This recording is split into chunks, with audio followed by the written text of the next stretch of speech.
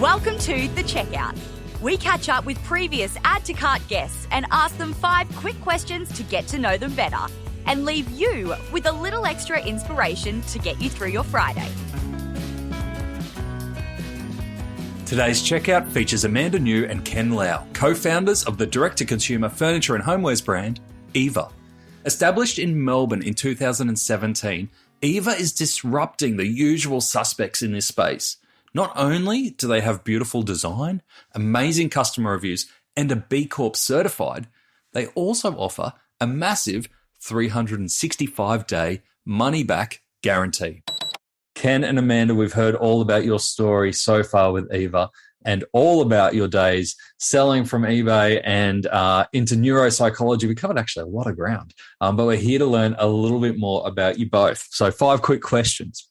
Number 1, what's the weirdest thing that you've ever bought online? So the weirdest thing that I bought online is a carton of coconut water. Why did you get that online? Because it's cheaper. Because I'm thrifty, and like no matter how big the business is or how big or small or how much money you have, at the end of the day, I want to save money. And I realized that buying online and buying a carton saves me $1 each carton. So yeah, that's weird, nice. But that's okay. Awesome. What about you, Amanda? I don't know if it's the weirdest thing, but I recently bought my dog a light up collar. So it's getting dark pretty early nowadays. And so when we go to the park, I really can't see where he goes. And I'm not sure if he knows where he's going either. So I thought, let's get you some light when you're running around. Makes a lot of sense. Yeah. All right, number 2. Who is your favorite retailer? My favorite retailer is Everlane. So I've actually followed Everlane for close to 10 to 12 years right now. And I really like the business because it provides a lot of transparency. They also provide they essentially have radical transparency all the way in terms of where things are made and how much things are cost as well. So yeah, I think that's one of the values that I've kind of brought from them, and I've kind of tried to infuse into Eva. This is an Everlane t-shirt right now. But it's really interesting what you said there, Ken, in terms of what you're talking about before with the coconut water and price being a point, and obviously you want to do business in the right way. Is that a discussion or a decision that you come up against often? Yeah, definitely. I think like businesses, it's tough. It's very, very hard to do it because at the end of the day, business needs to come first. And I think we need to make decisions based on, the survival of the business. If it comes down to it, and it's not about me, not about you, and we can't take things personal. It's about, ensuring that the organization survives and take the next step. So I think that's the mindset that I've kind of train myself and kind of work towards over the last few years. Yeah, makes sense. Amanda, what about you? Who's your favorite retailer? My favorite retailer is Mecca. I have absolutely loved their journey. They've been around for ages. I think they were one of the earliest eCommerce companies out there as well, back in the day when shopping online was such a scary thing to do. Imagine putting your credit card details on this sort of online portal. It was just unheard of at that time, but they took the leap and it was so impressive. But I also love them because I think they've always had a really strong focus on their customer and experience and community. And I think that's served them so well over these last 2 decades, and something that I hope that Eva can carve out for ourselves as well. And has it got to the point with Mecca when you're in the market for something that you can buy from Mecca that you don't even shop around anymore? That's pretty much what I'm doing all the time. Yeah, it's the pinnacle, isn't it, for retail? Exactly. They've just done a really great job. All right, number 3, which e-commerce practice do you wish was history? I might start with you, Amanda. It's a tough one because I don't profess to be an e-commerce expert, having come from a very different field. And so with very limited experience here, I guess it's one of those things about being everywhere all at once. I think it used to be one of those things where it's like, hey, if wherever the customer is, let's just put ourselves there. But nowadays, I guess with how expensive it's been trying to acquire new customers, it's probably not as sustainable anymore. And so I think it's really trying to be as strategic as you can. Let's make sure that we're putting our money where we know it's going to work, as opposed to just spreading ourselves too thin. Yeah, makes sense. Ken, the e-commerce practice you wish was history?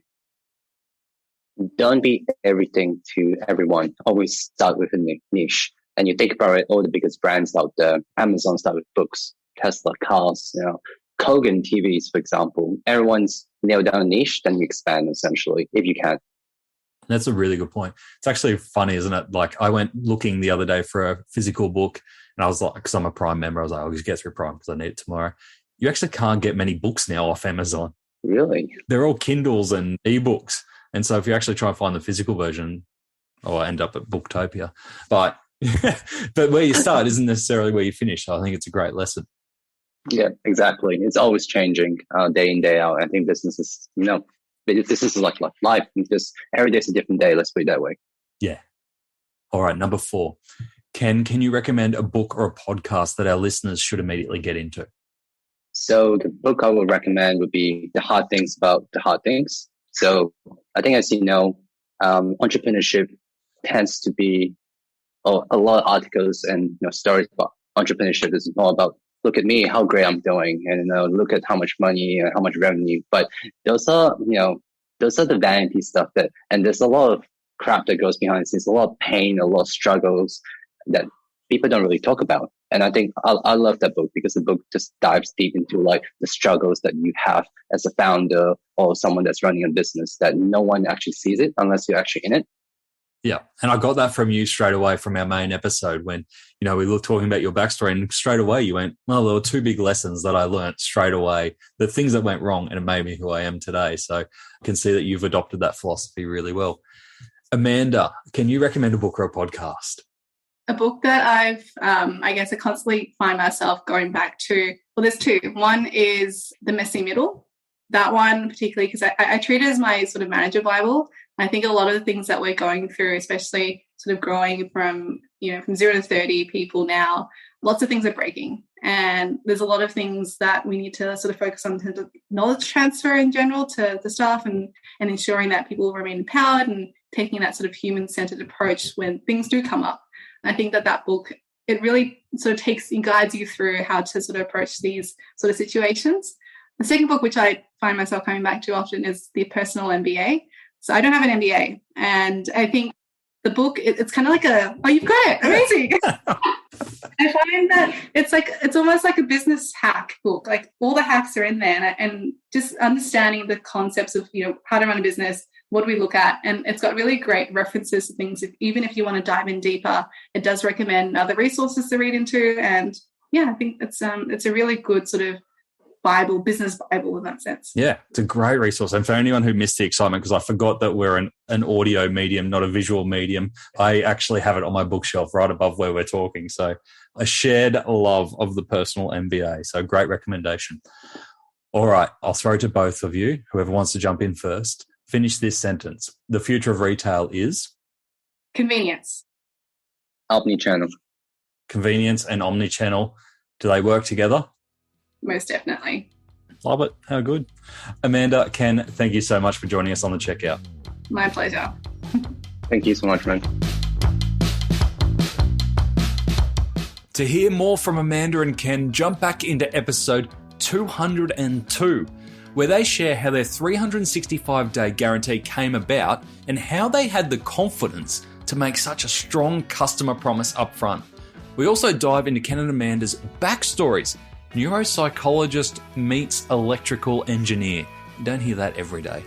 And impossibly the most important piece of information that you can ever get on Add to Cart, we dive into the secret world of the mattress industry and share how to select the mattress that's best for you and optimal sleep. Thanks for listening, and until next time, keep adding to cart.